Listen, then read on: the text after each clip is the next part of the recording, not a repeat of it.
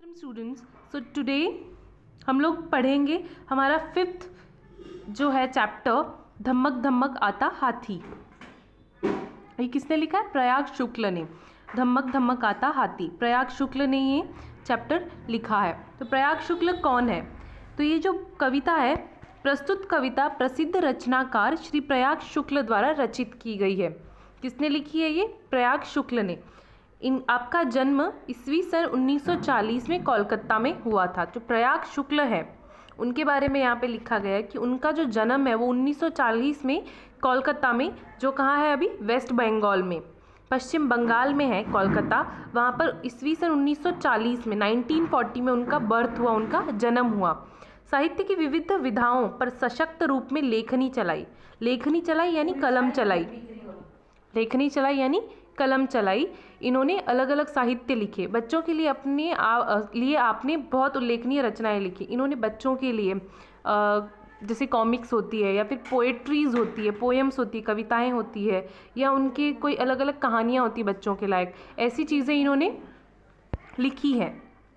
आपके 9 काव्य संग्रह है। काव्य संग्रह मतलब पोएट्री की बुक्स है, 9 पोएट्री बुक्स, 4 लघु कथा संग्रह मतलब शॉर्ट स्टोरीज, 3 उपन्यास यानी नॉवल, और 1 कला पुस्तक यानी ड्राइंग की पुस्तक। सत्यजीत रे पर एक पुस्तक प्रकाशित है। एक इन्होंने सत्यजीत रे नाम के जो इंसान है उन पर बायोपिक लिखी हुई है, वो भी इन्होंने प्रकाशित की। इसके अतिरिक्त पत्रिका का संपादन भी किया है, मतलब जो न्यूज़पेपर में आर्टिकल्स लिखते हैं, ऐसे काम इन्होंने, किसने? प्रयाग शुक्ल ने किए हुए हैं। मतलब प्रयाग शुक्ल क्या? एक राइटर है, एक ऑथर है, ठीक है।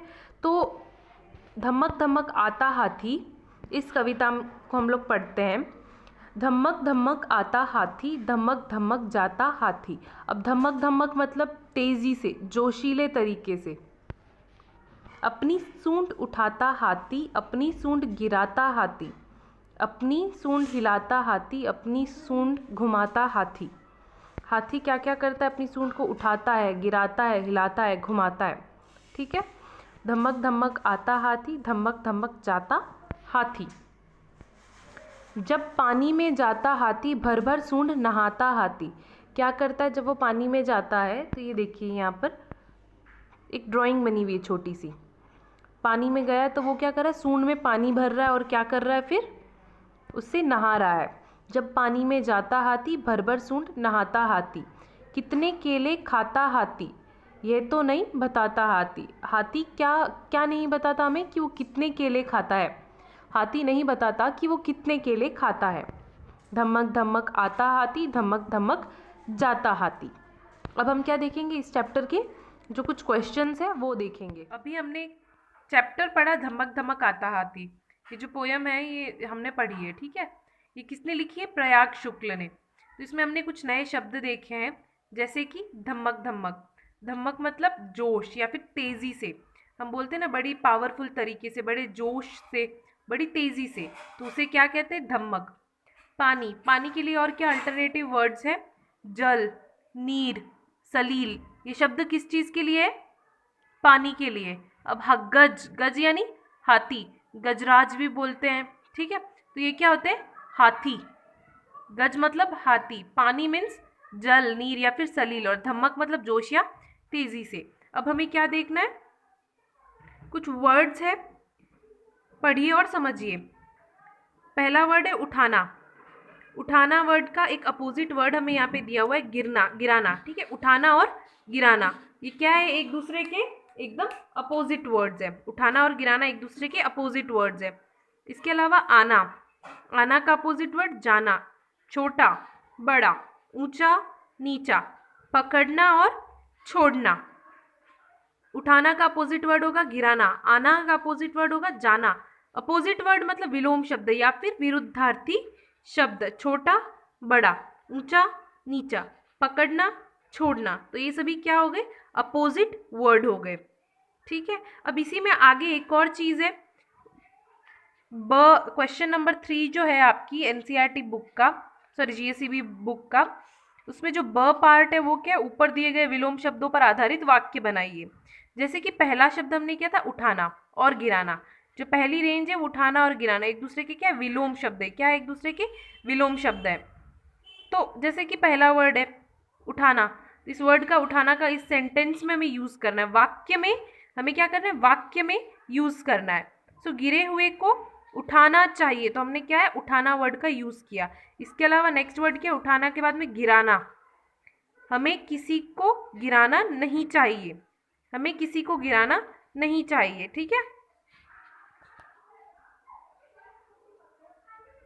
हमें किसी को गिराना नहीं चाहिए। तो गिराना शब्द का यूज कर लिया और उठाना शब्द का यूज कर लिया। इसके अलावा जैसे ओरली मैं आपको बता देती हूँ, वर्कशीट में मैं आपको आंसर्स दे दूंगी, यहाँ पे मैं अभी वीडियो में आपको ओरली बताती हूँ। जैसे आना, आना का और जाना का, हमें यहाँ आना था या फिर मुझे दिल्ली जाना है या मुझे मुंबई जाना है, तो आना और जाना दोनों वर्ड का मैंने यूज कर लिया। अब छोटा और बड़ा, मेरा भाई मुझसे छोटा है या फिर मेरा भाई मुझसे बड़ा है, छोटा और बड़ा दोनों वर्ड का यूज कर लिया वाक्य में। अब ऊंचा और नीचा, सबसे ऊंचा टावर कौन सा है, एफिल टावर, तो ये क्या हो गया सबसे ऊंचा, एफिल टावर दुनिया का सबसे ऊंचा टावर है, ऊंचा शब्द का यूज कर लिया। नीचा, अब नीचा जैसे कि अगर मैं कहूँ कि मैंने जो कुर्ता पहना है वो नीचा है, तो ये क्या हो गया, मैंने जो कुर्ता पहना है वो नीचा है, हो गया नीचा शब्द का यूज। ऊंचा और नीचा दोनों शब्दों का हमने यूज कर लिया। पकड़ना छोड़ना, मैं गेंद फेंक रही हूँ तुम उसे पकड़ना, मैं गेंद फेंक रही हूँ, गेंद मतलब बॉल, ठीक है, मैं बॉल या फिर गेंद फेंक रही हूँ तुम उसे पकड़ना, मैं तुम्हें कुछ पकड़ा रही हूँ उसे छोड़ना मत, मैं तुम्हें कुछ पकड़ा रही हूँ उसे छोड़ना मत रास्ते में, ठीक है। तो पकड़ना, छोड़ना, ऊंचा नीचा, छोटा बड़ा, आना जाना, उठना उठाना और गिराना, इन 10 के 10, ये 5 और ये 5, 10 के 10 वर्ड्स का हमने वाक्यों में यूज किया है। तो इस तरीके से जैसे गिरे हुए को उठाना चाहिए, हमें किसी को गिराना नहीं चाहिए, हमें किसी को गिराना नहीं चाहिए, तो ये क्या है उठाना और गिराना शब्द का हमने यूज किया। इसके अलावा आपको क्या करना है, ये जो शब्द है इनके मैं वर्कशीट में आपको आंसर्स दूंगी और आपने खुद ट्राई करना है, अपने होमवर्क में इनको खुद ट्राई करना है, अपने अलग खुद के शब्द बनाकर, खुद के वाक्य बनाकर। 2 वाक्य मैंने जैसे इनके बनाए वैसे मैं इनके भी बनाऊंगी, पर आपने क्या करना है, वाक्य बनाने का ट्राई करना है। ओके, तो आज के लिए इतना ही, थैंक यू।